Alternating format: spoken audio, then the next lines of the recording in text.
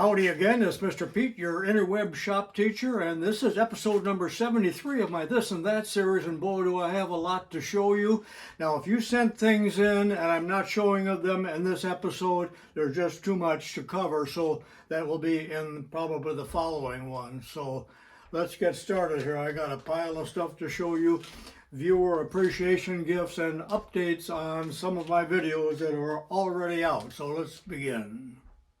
Okay, let's start with this box. Dave Clark, a longtime viewer, supporter of my channel, has contributed something else, and I think you've already seen this if you watched my What Is It video. This is a ball bearing, or I should say ball lead screw demonstration piece. So it's clear plastic, and I've shown that already, but it's pretty neat. Go back and look at What Is It if you haven't seen that yet. So this is quite heavy, and Dave had sent me an email saying stop over at Lost Creek Machinery. He's got a box of stuff for me. So I went over to the boys there at Lost Creek. Great guys, and I'll put the little icon of their shop there as a picture in this video. So if anybody wants to stop over there in Ottawa, Illinois, and look at some of their machinery, why, you would enjoy spending an hour in there just gawking around. Far better than going to Walmart. So anyway, in this box here from Dave, there's a couple things I don't want you to see because that'll be in What Is It, but there's just an assortment of kind of unusual and eclectic items in here, starting with a, a set of 5 tuning forks. Can you hear that? I doubt it. I don't know if that's for tuning pianos or what, but the frequency and the note, C plus or whatever, C sharp, I should say, is stamped on each one. So that's interesting. And here's a little, I think it's a shop microscope that fits in your pocket. So I got to play around with that. A go, no-go gauge. I have no idea what this is. It appears to be a magnet on there, so let me know if you know. An older flashlight, remember when they looked like that instead of LEDs? This is a set of trammel points, I believe homemade, and they would go on a 1/4-inch rod. Make a big dividers for you. Now we don't get ice anymore, but you know, they used to hand out these ice picks, and this is a pretty neat one, but it's covered. It says Fritz Schmidt and Sons, Rock Island, Illinois. This is some kind of gauge. We all are familiar with Ames indicators. So this one, a little different than what I normally see. Needs to be taken apart and cleaned, I think. So it's a thickness gauge.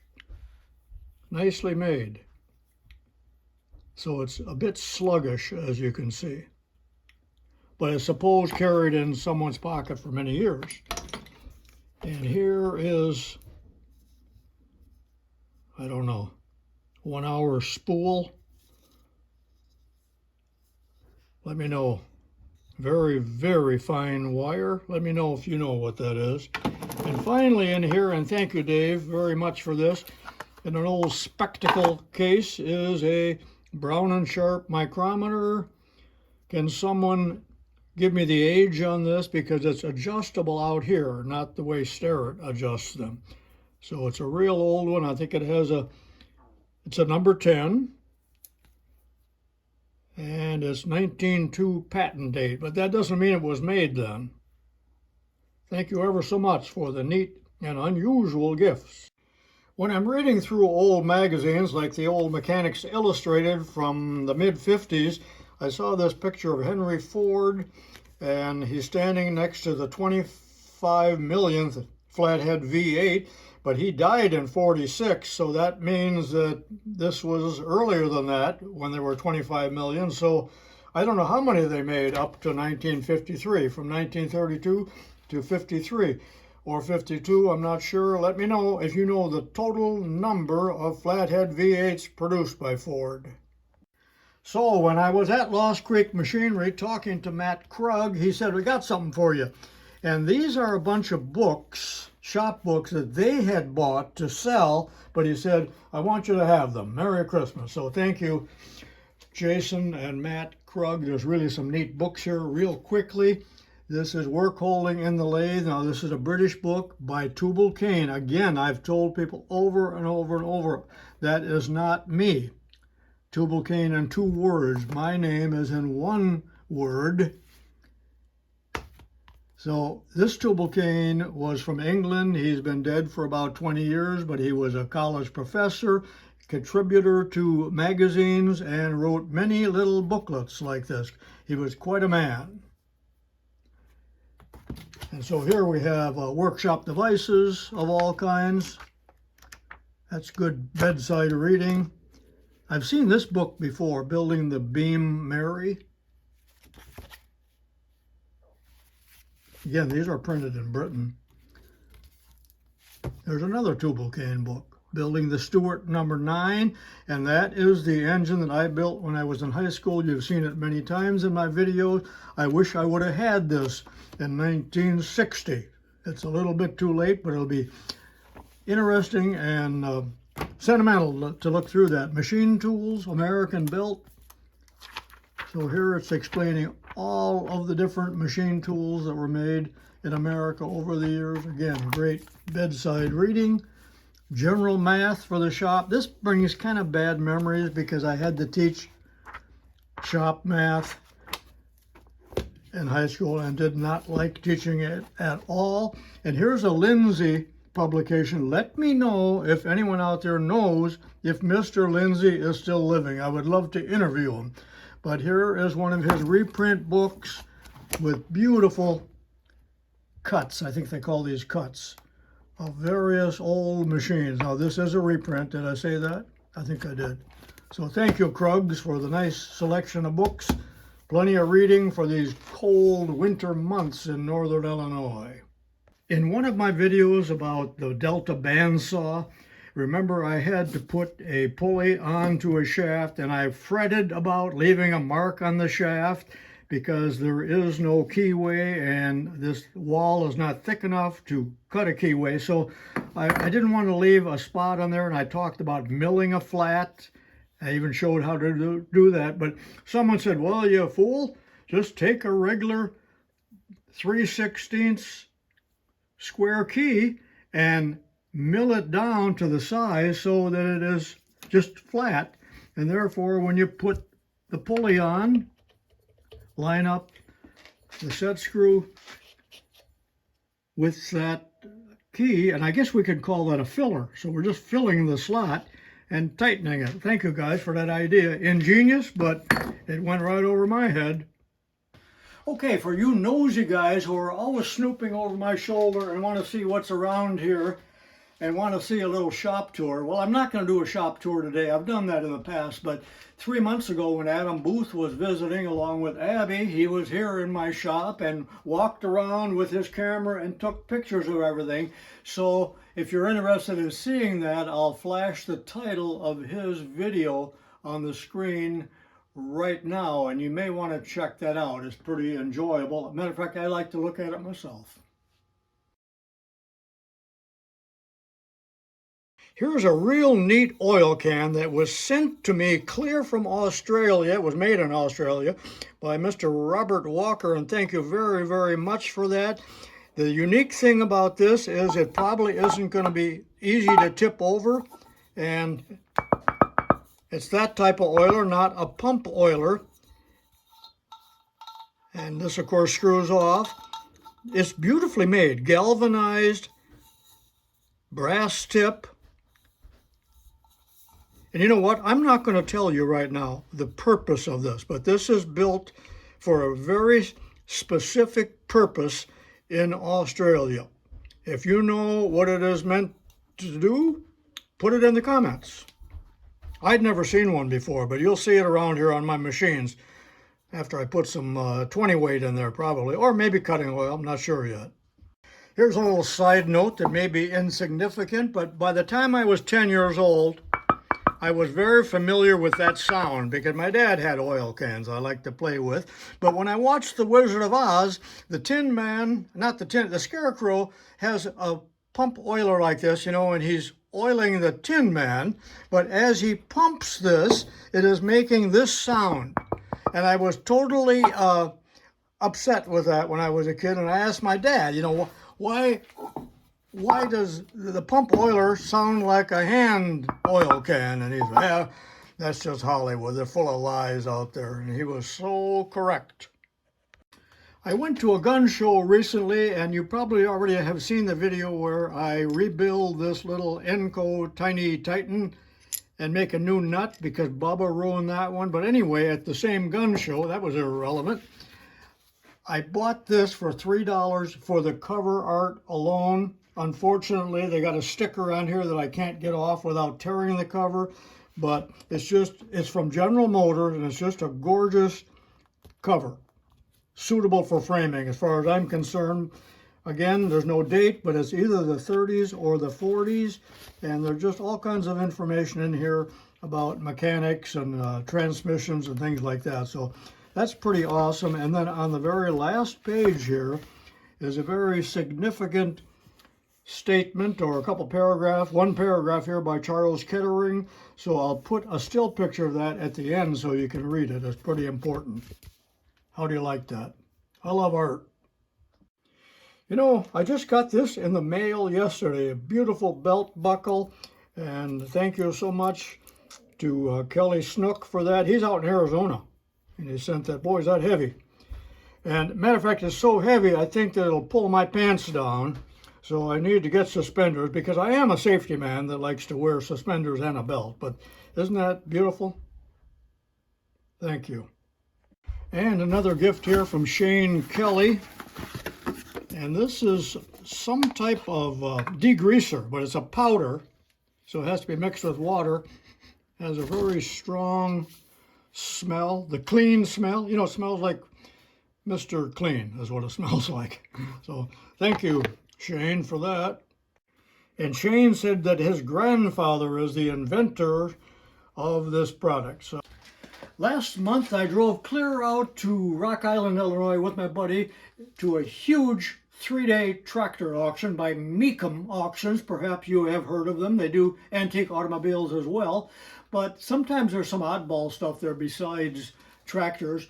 There was a small locomotive, perhaps 12-inch, I don't know, I should have measured it, the width of the rails, but it sold for a pretty healthy amount, but not quite as much as I would have thought. Why don't you take a guess? Put it down in the comments what you think that this thing sold for. But I did take about 2 minutes of footage of it with the video camera all the way around it, so I'm going to show that right now, and I think some of you will find that interesting. Take a peek now.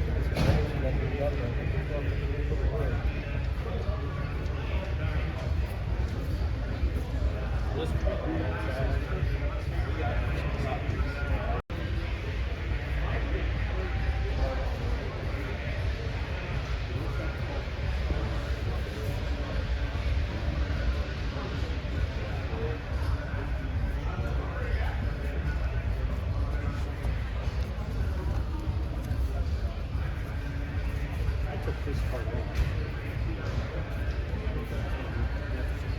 And inside the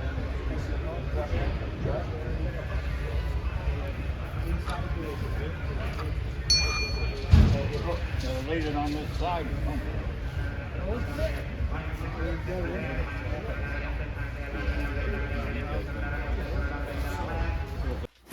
Every year I get a nice Christmas present from Dave Pigeon, and he's out east in Vermont. Yeah, in Vermont. He's got a gun shop, but he's about my age. I like these little calendars for my dashboard. So I got a bunch of those, but also included here is this neat little, this polyethylene is what it is, and it's called a desk tap. So you can look up that website if you want. And look at all the holes here. And if I turn that around, you'll see that for each thread size here, we have the tap drill size and the clearance size and the tap size. So I will outfit that, and it's going to be very similar to this, which I made many years ago. You guys see me use it all the time. Again, a tap, a clearance, and a tap drill size. It's just so handy to put this on the bench when you're doing small work. Thank you, Dave, for everything that you are giving me and have given to me in the past. And there are 3 or 4, I won't open these up because I already took one out, and they're little oilers. So I've already got 20 weight in that one. You can kind of sneak in, and this is a cap. That's not a spout, so that has to be taken off, I suppose, so it won't spill when you knock it over. But what else is in here? This is, there's another one of those. New in a box.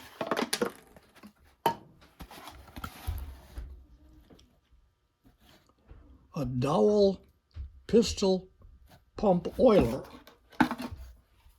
And I haven't even unwrapped it yet. 200 milliliter. Again, thanks, Dave.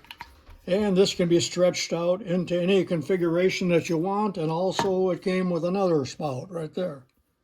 So I'll put that to good use. Again, I was reading an old magazine, Mechanics Illustrated, and whenever I run into something that is a celebrity, I like to clip that out. But anyway, how many of you remember George Goebel? They call him Old Lonesome George. And he liked to build birdhouses in his little shop, unless this is just a photo op. I do not know, but I thought it was interesting. He was one of my dad's favorites. Him and Mr. Peepers, Wally Cox, remember him? Not too long ago, I made a series of videos about the Delta 14-inch bandsaw, and I posed a question to people regarding this pin that goes in the table. Let me reposition the camera. So looking at the saw from this view, the purpose of this pin is to go in, it's tapered, to go into this tapered hole here to prevent the possibility of the table warping such that one side is higher than the other. I can't see that it has happened, just a little bit on this one, so you really need to keep that in there at all times. But most of these are lost, so how can you make your own or buy your own? Go to the hardware store and get tapered machine pins like this, number 6s, and they come in different lengths, but that will do the job by tapping that in place. And I have already checked it with a number 6 tapered reamer, and this is the size, but I'm hitting something here. So at the factory, they would have had a special one, or this could be cut off. You know, these come in about 10 sizes, but number 6 is what you want. Now, why am I telling you this other than giving you the answer? I mean, it's no biggie, but if you take a look at Matt Cremona's video, fairly recent, and I'm going to show you pictures of that in just a second. He has this 100-year-old bandsaw. It's just a huge old thing, and the pin is missing. And in this picture, you will see that the 2 sides on his saw are quite irregular. That is, one is higher than the other. Of course, the table is about 2 foot by 2 foot or more. So that is the purpose of it. And Matt Cremona makes real neat videos about not logging, but sawing up wood. He's got a big bandsaw. Neat guy, neat videos, and I have been in contact with him. I gave him one of my Bridgeport courses years ago, so he's a pretty neat guy. He's up in Minnesota.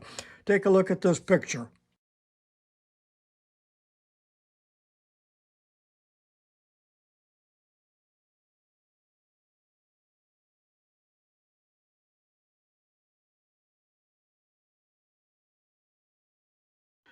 My buddy Roger Taylor from out in California, and he was an old shop teacher as well, sent me a Christmas card, but this is the cover of it. I thought was hilarious.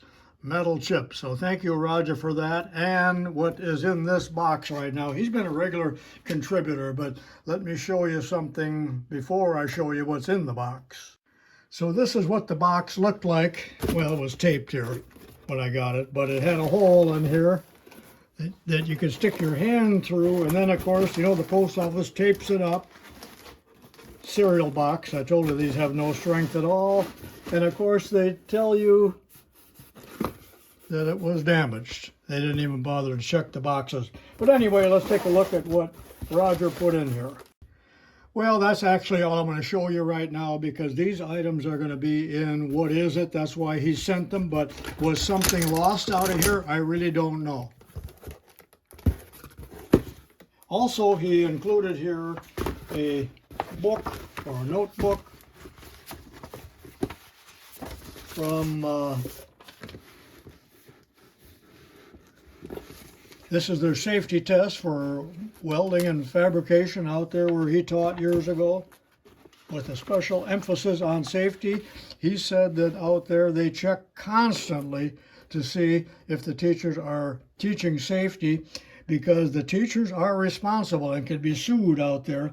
We could be sued here in Illinois too, but we did carry insurance on shop teachers. I guess all teachers were insured here in Illinois. I don't know about other states in regards to liability of what might happen in a shop or a classroom.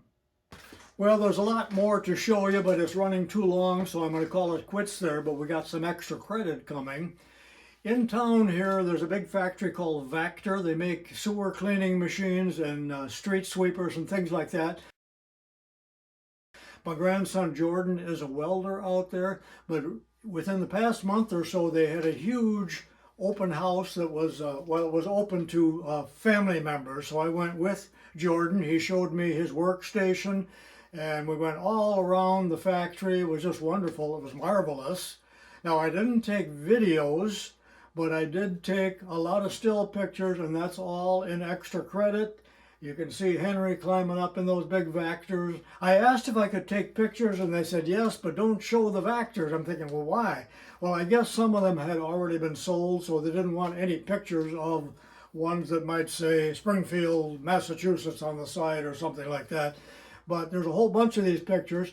And they had food trucks out there. We had coupons, so then you could get a great meal. I had wonderful tacos, and then there was a dessert truck, so we had a ticket for cookies and candy, and it was just a great day to get into a factory like that where they don't really allow the public, but they have a huge addition that they put on, and they're going full blast there. They're way behind because they had trouble getting these chassis, especially the a Freightliner, I believe, is the main one they had trouble because of the chip shortage. So with that said, so long for now. This is Mr. Pete saying have a Merry Christmas, and stay tuned for all of the Vactor pictures as well as several other still pictures. See you next time.